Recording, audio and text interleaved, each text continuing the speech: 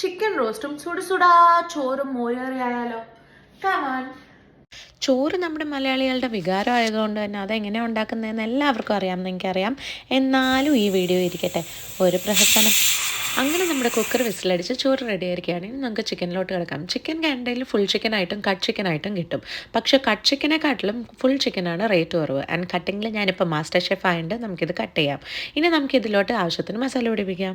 ആദ്യം നമുക്ക് 2 spoon chilli powder, 2 spoon coriander powder, 1/4 spoon turmeric പൗഡറും ആവശ്യത്തിന് ഉപ്പിട്ട് നന്നായി മിക്സ് ചെയ്യാം. മിക്സ് ചെയ്ത് കഴിഞ്ഞാൽ ഏതാണ്ട് ഇതേപോലെ ഇരിക്കും. എന്നിട്ട് നമുക്കിത് ഹാഫ് ആൻ അവർ മാറ്റി വയ്ക്കാം. ഇനി നമുക്ക് സവാള കട്ട് ചെയ്യാം. ഞാൻ എടുക്കുന്നത് 2 വലിയ സവാളയാണ്. ഇത് നീളത്തിലരിയാം, നിങ്ങൾക്ക് വേണമെങ്കിൽ കുനുകുനാന്നും അരിഞ്ഞിടാം, നോ പ്രോബ്ലം.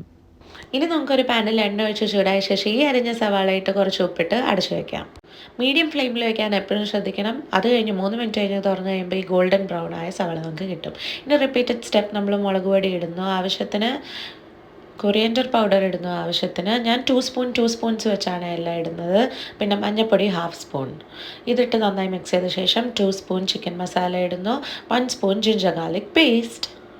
ഇനി നന്നായി മിക്സ് ചെയ്യാം. എന്നിട്ട് നമ്മൾ പരട്ടി വെച്ച ചിക്കൻ ഇടുക. ചിക്കൻ ഫുള്ള് ഞാൻ ഇട്ടു. എൻ്റെ പാത്രം ചെറുതായിപ്പോയി, പക്ഷെ ഞാൻ പാത്രം ഇടയ്ക്ക് മാറ്റുന്ന സ്റ്റെപ്പുണ്ട്.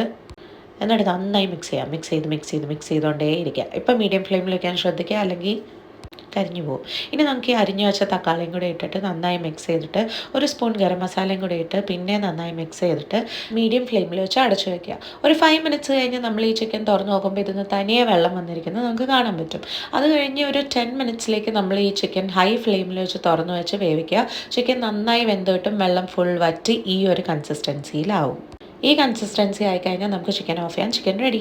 ഇനി നമുക്കൊരു ഈസി മോരുകറി ഉണ്ടാക്കും. ഒരു മിക്സഡ് ജാർ അല്ലെങ്കിൽ ഒരു ബ്ലെൻഡറിലോട്ട് 3 to 4 ഗ്രീൻ ചില്ലി, ഒരു 1/4 spoon ginger garlic paste, 1/4 spoon ടർമറിക്കും, ഒരു 3 to 4 സ്പൂൺ കേർഡും ഇട്ടിട്ട് നന്നായിട്ട് ബ്ലെൻഡ് ചെയ്യുക. അത് കഴിഞ്ഞ് ഞാൻ കേർഡിൻ്റെ പാത്രത്തിൽ തന്നെ ഉണ്ടാക്കുന്ന, because that is easy for storing.